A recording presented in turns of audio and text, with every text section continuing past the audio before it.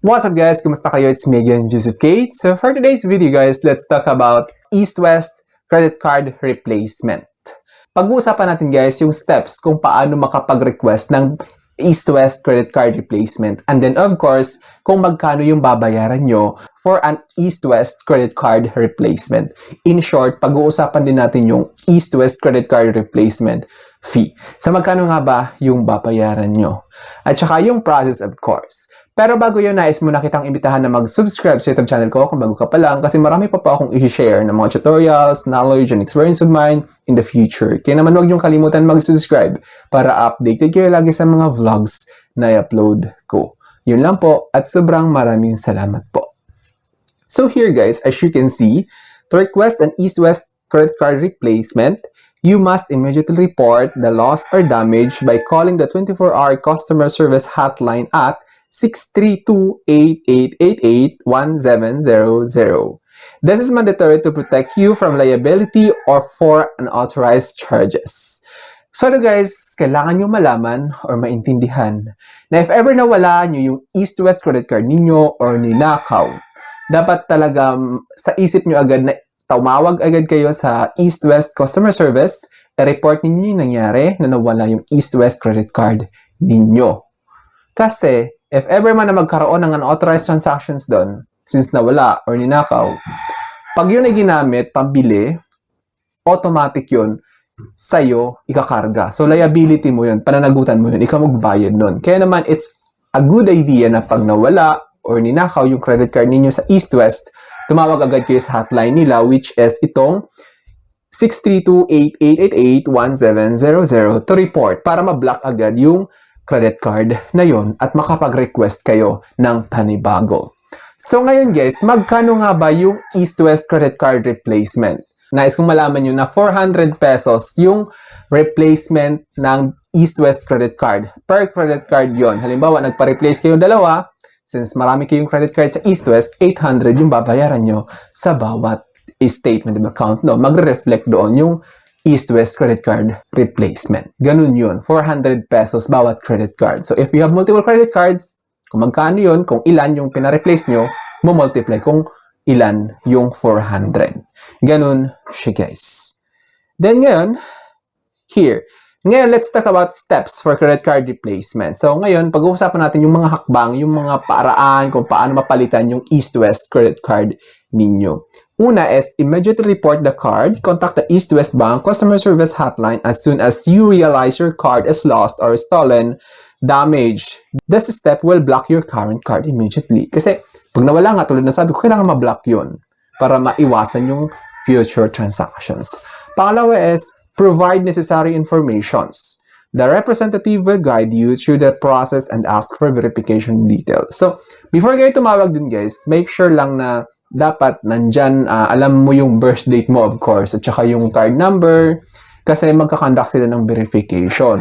At kailangan nung masagot ng tama yun. Kasi kapag nagkamali kayo sa pagkasagot, magkakandak another yun ng further verification hanggang sa matatagalan yung process since mali-mali yung informations na binigay ninyo sa East-West Customer Service Representative. If you're replacing a damaged card, you might also be able to request it via online banking or mobile app sa Easy Way. So, kapag na-damage lang siya, so pwede kayo mag-request sa East-West Easy Way. Then pangatlo is confirm delivery address. A replacement card will be ordered and sent to your billing address. For addresses within Metro Manila, delivery typically takes 7 to 9 banking days. So, within Metro Manila, guys, 7 to 9 banking days lang yon. Then again, for addresses outside Metro Manila, delivery takes 9 to 12 banking days. So, you have to wait kung nasa probinsya kayo, 9 to 12 banking days yon. Kapag Metro Manila, 7 to 9 banking days. Pangapat is, pay the replacement fee. A card replacement fee of PHP 400 will be charged to your credit card account. So, makikita nyo dun guys, kapag nagpa-replace kayo, magdi-display dun sa statement of account niyo is replacement of credit card. 400 pesos yon. Panglimang hakbang sa pagpapapalit ng East-West credit cards. activate your new card. So kapag dumating na, of course, upon receipt of your new card, you must activate it before use. You can activate it by calling the customer service hotline at 632-8888-1700. So yun naman, kailangan nyo ulit yun i-provide yung kasi magkakonduct another ng further verification si East West Customer Service Representative. Following the activation instructions sent via SMS. So pwede rin guys, kasi pag open nyo ng card, ng mail, andun yung instruction kung paano i-activate yung East West credit card ninyo. Chatting with ESTA, East West Chatbot. So sa Messenger guys, pwede nyo siya i-activate din. So make sure lang guys na dapat yung legit na East West Chatbot sa Messenger, yung makakunik kayo doon. Kasi may mga, alam mo na, may hindi official doon at delikado yon. So dapat hanapin nyo yung official East West Chatbot Messenger. Then, pang-anim is properly dispose of your old card. Once your card is active, cut through the magnetic stripe, the smart chip, and the card number of your old card to make it unusable before disposal. So, make sure lang guys na sirain nyo yung old card kasi naglalaman niya ng mga confidential details. Andiyan yung pangalan nyo, addresses nyo, contact numbers. Pag yan na kinuha ng iba, tapos may alam, ma-obtain yung card details, yung lahat ng details na meron kayo, yung pangalan nyo, yung contact number, at delikado yon. Kaya sirain nyo para hindi ma-access yung chips sa loob. Kasi may mga mga wiring sa loob ng card. Then ito guys, important notes. Fraud liability. You are not liable for any fraudulent charges made after you have reported the loss or thief. So ito guys, dapat alam nyo yung rights ninyo or karapatan. The moment you reported it na nawala or ninakaw, wala na kayong pananagutan if there is future transactions kasi unauthorized na yun. So, tumawag kayo, tandaan nyo yung date and time. Tapos may nag-reflect na transaction doon. Beyond that time, na kung kailan kayo tumawag, hindi nyo na pananagutan yun. Fraud liability nandito.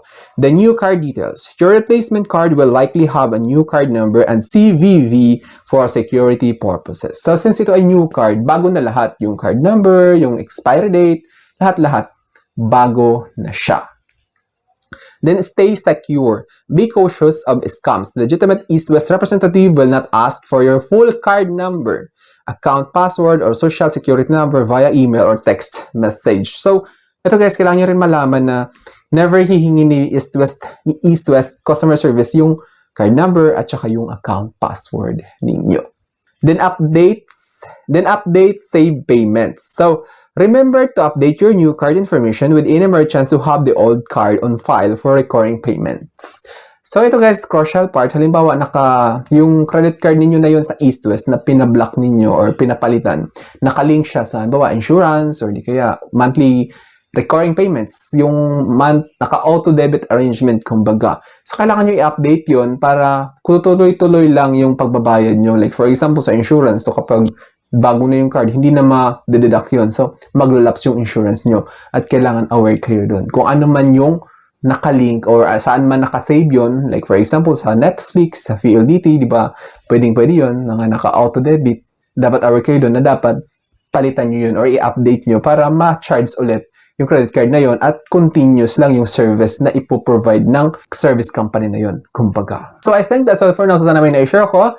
Don't forget to subscribe for more videos. It's me again, Joseph Kate, that says we don't have cash because we go for cashless transactions. Bye-bye!